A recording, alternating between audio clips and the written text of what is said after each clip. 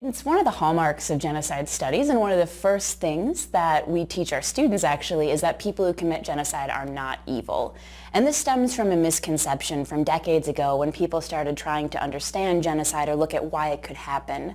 There's this idea that if someone is committing this horrible act or this very evil act, they have to be an evil person or a horrible person. So at the outset of genocide studies, many people started looking at psychological traits, trying to see if people who commit genocide have things like antisocial personality disorder. You might have heard of Milgram's experiments or Zimbardo's experiments where they're trying to see why do people do bad things.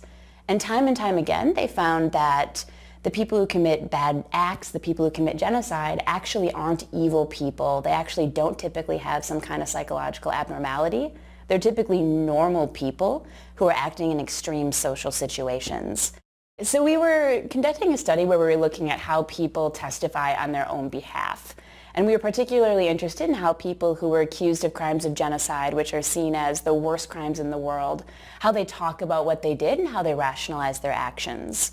So we looked at 27 defendants' testimonies and read their testimonies very closely to look at how they make sense of what they did after the fact.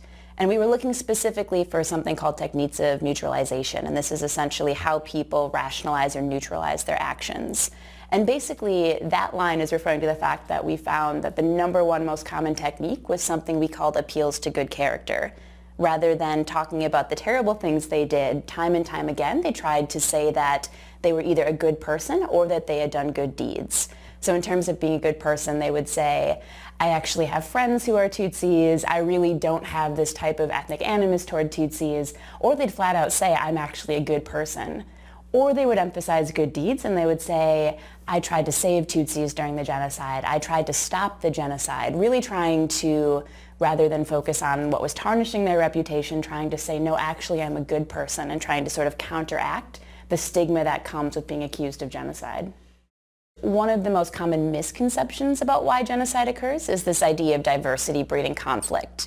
For a lot of years, people thought that genocide occurred because of diversity and thought that more diverse countries would have conflict and thus have genocide. This is not the case, so I and others have looked at whether diversity is actually associated with genocide, and it's not. So I did want to say first that because of this common misconception, it's not actually diversity. Rather, what we know instead is that it's typically much more present-day political arguments and political factors. So if I had to pinpoint a few reasons why genocide occurs, first I would say it's often leaders who are threatened, as I mentioned before, and these leaders often try multiple strategies to respond to these threats. These strategies fail, and then genocide is often like a strategy and a last attempt strategy. So as odd as it sounds to say it this way, genocide is often seen like a policy for these leaders.